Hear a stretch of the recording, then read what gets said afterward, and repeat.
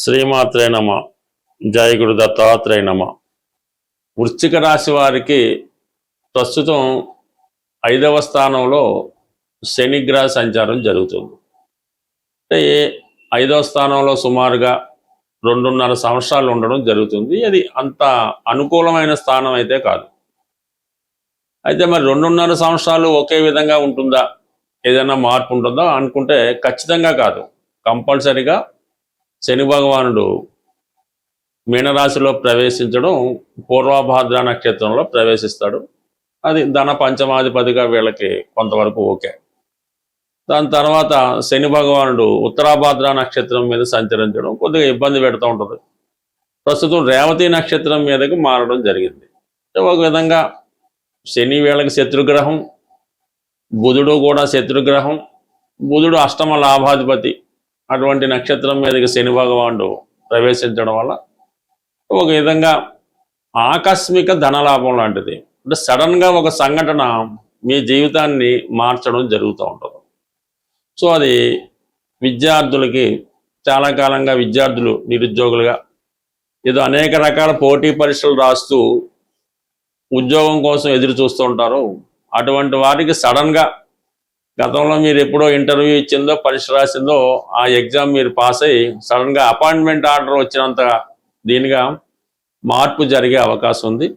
ఏదైనా వృత్తిపరంగా మీకు ఒక లాభం ఆగిపోయినటువంటి ప్రమోషన్లు ఏవైనా ఉంటే అవి రావడం కానీ, ప్రధానంగా చాలా కాలంగా ధన నష్టం ఏదో జరిగింది, ఎవరికో అప్పిచ్చారు పెద్ద మొత్తంలో, ఏదో చిట్ ఫండ్ పెట్టాం, లేదంటే రియల్ ఎస్టేట్లో పెట్టుబడి పెట్టాం, వాడు ఎగ్గొట్టారు అనుకుందాం. అటువంటి ధనం ఏదన్నా ఈ సమయంలో మీకు రావడం జరుగుతుంది.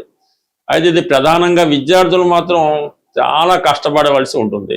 అసలు 5వ స్థానంలో శని భగవానుడు ఉన్నప్పుడు ఎంత చదివినా కూడా సమయానికి గుర్తు రావడం ఉండదు. దానివల్ల అనుకున్న మార్కులు రాకపోవడం జరుగుతుంది.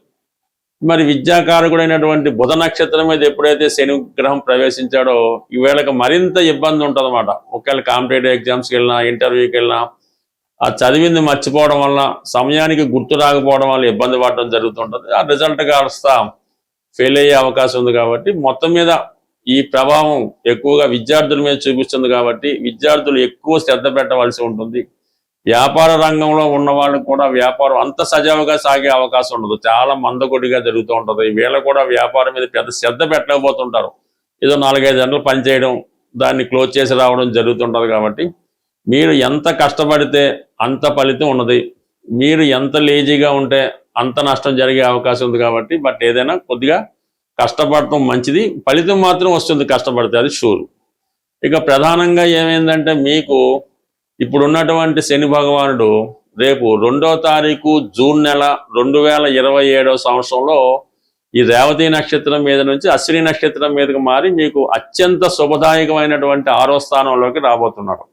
అంటే సుమారు 2.5 సంవత్సరాలు ఆ స్థానంలో ఉండి గత 10 సంవత్సరాలుగా మీరు పోగొట్టుకున్నది తిరిగిచ్చే ప్రయత్నం చేస్తూ ఉంటాడు. అంటే అప్పటిదాకా మీరు, అంటే జూన్ 2వ తారీఖు 2027 వరకు కూడా కొంతవరకు ఏదైనా స్పెక్యులేషన్లో కానీ, ప్యాకెట్లో కానీ, ఇతర ఎఫ్ఐఆర్లో కానీ డబ్బు నష్టపోకుండా ఉంటే, ప్రస్తుతం మీరు 0 స్థాయిలో ఉంటే మీరు 0 స్థాయి నుంచి పెరిగే అవకాశం ఉంటుంది. కాబట్టి చాలా వరకు ఈ సమయంలో కొత్త ప్రయత్నాలు ఏమీ చేయకుండా, కొత్త వ్యాపారాలు ఏమీ చేయకుండా ఉన్నంతలో సాధ్యమైనంత వరకు దాన్ని జాగ్రత్త పెట్టుకుంటే మంచిది.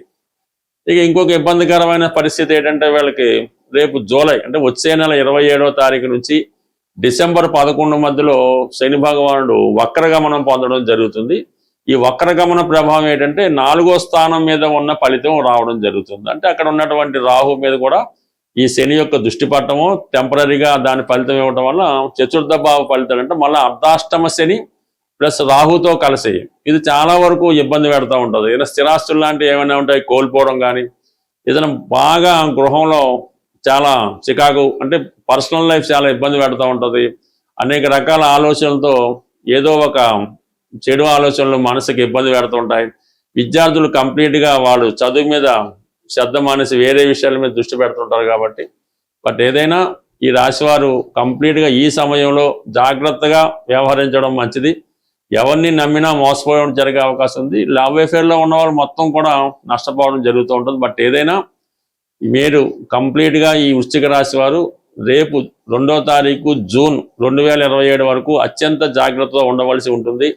ఎటువంటి ప్రయోగాలు నూతన ప్రయోగాలు చేయకుండా జాగ్రత్తగా ఉంటే ఆటోమేటిక్గా మరి శని భగవానుడు 6వ స్థానంలోకి మారినప్పుడు ఒక గొప్ప విపరీత రాజయోగాన్ని ఇవ్వబోతున్నాడు. అంటే 6వ స్థానంలో నీచబడుతున్నాడు. అది మీకు అత్యంత శుభ ఫలితం ఇవ్వడం జరుగుతుంది. కాబట్టి ఆ సమయం కొరకు ఎదురు చూడండి.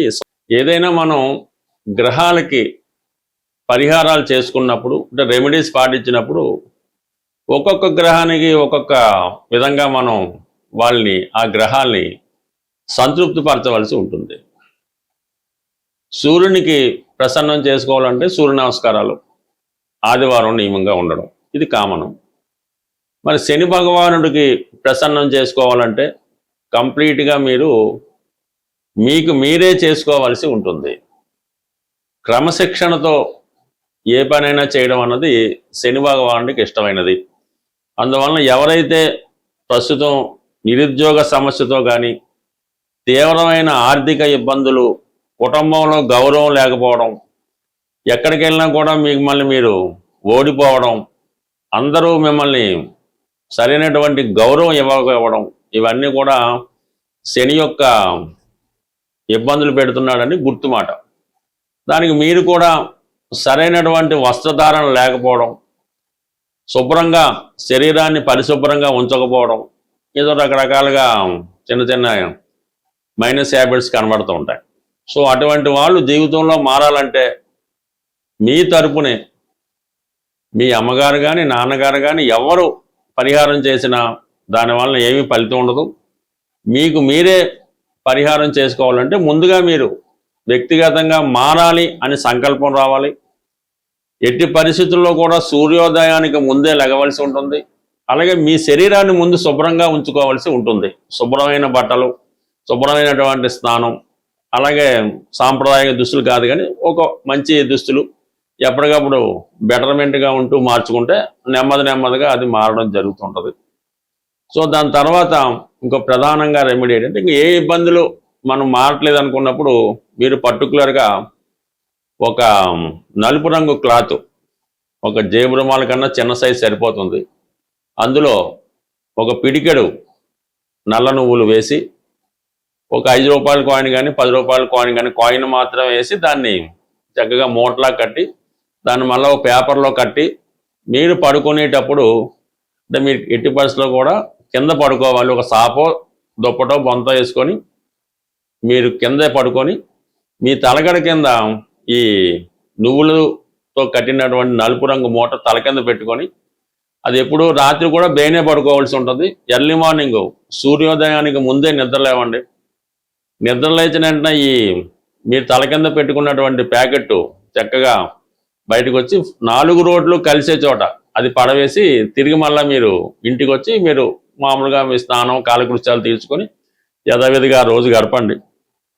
ఈ విధంగా వరుసగా 8 రోజులు చేయడం వల్ల కంప్లీట్గా మీలో ఉన్నటువంటి నిరాశ, నిస్పృహ, బద్ధకం అన్నీ పోయి చక్కగా మీ కొత్త జీవితానికి ప్రారంభమవుతుంటుంది.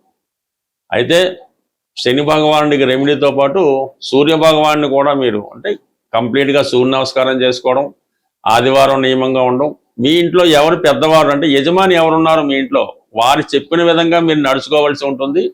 మీరు ఏ పని చేసినా కూడా వాళ్ళకి చెప్పి చేయవలసి ఉంటుంది.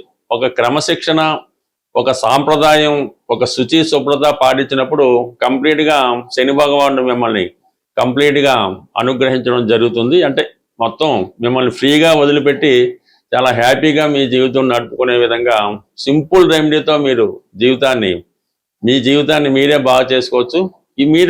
ఇది అయిపోయిన తర్వాత కూడా కంటిన్యూగా క్రమశిక్షణతో ఉంటే రోజు రోజుకి మీలో అభివృద్ధి చాలా బ్రహ్మాండంగా ఉంటుంది.